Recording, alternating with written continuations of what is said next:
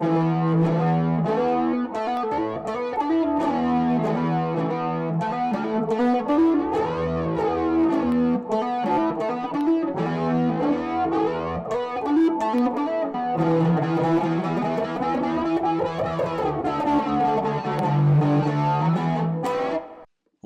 that was the opening riff to Paranoid by Black Sabbath, one of the most famous rock opening riffs ever, and it was requested by one of our CoachArt kids. He wanted to learn how to play this song, so hopefully we'll get a good lesson. We'll show you how to play it. CoachArt is a fantastic organization where we provide music, STEM, and lots of other services to kids. I'll tell you more about that later. There'll be a link in the description below for the tabs to show you how to play it. Just one note is I don't always follow the tabs. There's a couple different ways to play this, and you can take the one you want and play it any way you want, whichever way you feel is best for you. In the meantime, let's go start learning the song. So the song starts off with a riff like this, hitting that 3 times. And what you're doing is on the 12th fret, you're holding down the E string and the A string. And what's interesting, though, is on the 12th fret, when you hold down that E string and the A string, the notes you're playing is an E note and an A note. So on the 12th fret, you're actually playing the exact same notes as the strings. So 12th fret, holding that down, you're getting an E note just like that E string. So it's an easy way to remember that. The reason that is because in a scale, there are 12 intervals. Think about a piano. There are 7 white notes and 7 black notes in a scale. So there's your music theory for the day. So let's go back to that riff. So what you're doing, again, holding down that E string and the A string, and you're doing what's called a hammer-on, first on the A string, which means once that string is ringing out, you're using your ring finger to hammer down on the 14th fret A string. And you get that tone change, that really cool tone change. And when you're striking that, you're just trying to hit the lowest strings, the E string, the A string. Sometimes you hit the D string, it's not that big of a deal.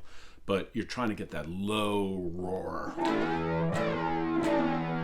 Right? And you get that rhythm. The next part is that picking part. After you go. So on this, you're holding down the low E string, the A string, and the D string. So just make sure you have that. You can do that from the beginning too if you like. So what you're doing is after you're holding those down, you pluck the A string and then you hammer down again on the 14th fret, A, pluck the D, hammer down on the D, pluck the A and hammer down on the 14th again. And then the same thing on the D.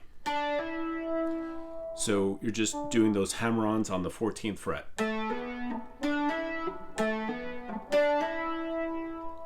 And you just got to build up to that. So play it slowly. Like my guitar teacher once said, you can't play it fast unless you can play it slow. So play it slow and make sure you're getting those tone changes. I've also seen this played a different way. Okay, so let me show you the other way I've seen it played. So start off the same, pluck the A string and hammer down, pluck the D string, hammer down, pluck the A string, hammer down, then pluck the D, not hammering down, it's going to be playing on the 12th fret, and then on the A string with your ring finger on 14. So it sounds like this. Right? That's another way it's played. I play it like I showed you before. A string, D string hammer, A string hammer, D string hammer.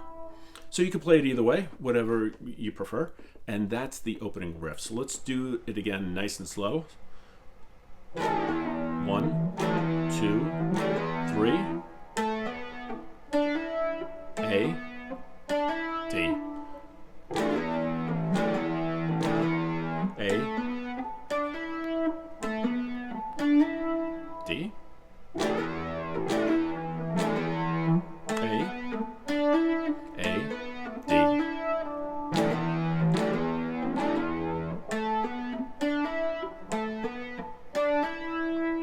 And that is the opening riff. Then we get to the next part, which is probably the most fun to play, is these chugging eighth notes. That's the whole driver, the whole riff of the song, right? So we start off with a power chord, the E power chord on the 12th fret. So we're holding down the low E string on the 12th fret, and then the A string 14th fret, right? And we're just, when we're striking it, we're trying to just hit the top two strings to get that lowest register. If you hit the D string again, doesn't matter. Couple other things. So we're gonna, like I said, eighth notes. So the way we're gonna count this is 1 and 2 and 3 and 4 and. Okay? So 1 and 2 and 3 and 4 and 1 and 2 and 3 and 4 and. Right? And that's on the E power chord. It's called an E power chord because we're playing the E note. And over here on the A string, 14th fret, that's the B note, right? So the B is the fifth of the E scale. So that's why a lot of times you see it's called an E5 because you're playing the root note and the fifth, right? So there's more music theory. So let's count that again. 1 and 2 and 3 and 4 and 1 and 2 and 3 and 4 and.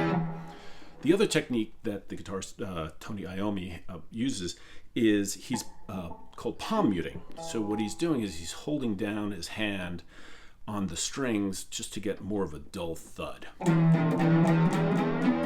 That's the way he likes to play it. It sounds fantastic. I kind of like doing it a little bit more open, but do it any way you like. But try that technique of that palm mute. 1 and 2 and 3 and 4 and 1 and 2 and 3 and 4 and. Slide down 2 half steps to the D power chord. We're going to do the same thing, counting it out. 1 and 2 and 3 and 4 and. Then we go down to the G power chord, and all we're doing is sliding down one string. So we'll have our ring finger on the 10th fret A string, and our pointer finger on the 10th fret A string, and our ring finger on the D string on the 12th fret, one strum down. That would be a 1 and, by the way. Go back up to that D power chord. Another stroke there. 2 and. Slide back to the E power chord. 3 and. Okay, what do we do for the 4 and? The 4 and is just this, using barring the 12th fret, and we're just going to try and hit the highest strings there to get that cool sound. So again, and we'll count it all out. And 4 and 1 and 2 and 3 and 4 and 1 and 2 and 3 and 4 and 1 and 2 and 3 and 4 and. And that is the basic riff for the whole song. Oh, I almost forgot about this part.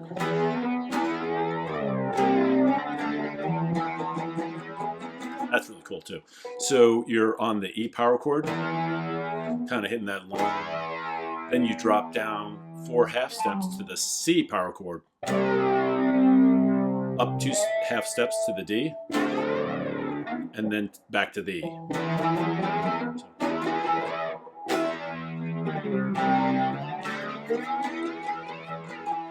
That's really cool. That's really cool. Did you know the guitarist Tony Iommi, he lost, he had an accident when he was young and he lost the tips of his fingers? An amazing guitarist, and he doesn't have the tips of his fingers, so that's really cool.